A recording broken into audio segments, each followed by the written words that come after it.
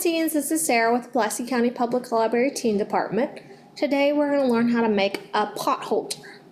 So you will need Insulbrite, some fabric, a ruler for measuring, a marker, scissors.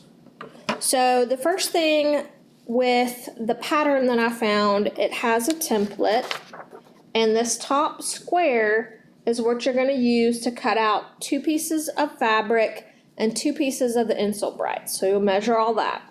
And then down here there's a rectangle that you'll cut out 1 piece to make a loop so that you can hang the potholder, and 1 square piece to make a cover for the loop.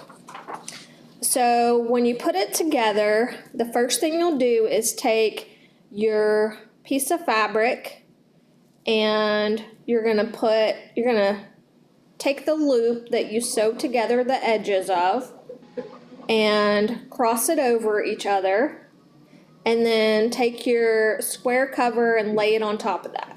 You'll sew over the loop, and then you're gonna fold that piece back to the corner and then sew over that. So you've got your top piece done. Then when you put it together, you're gonna have the 2 pieces of Insulbrite on the bottom. You'll have this top piece right on top of the Insulbrite facing up, and then the back piece is gonna be facing down on your top piece.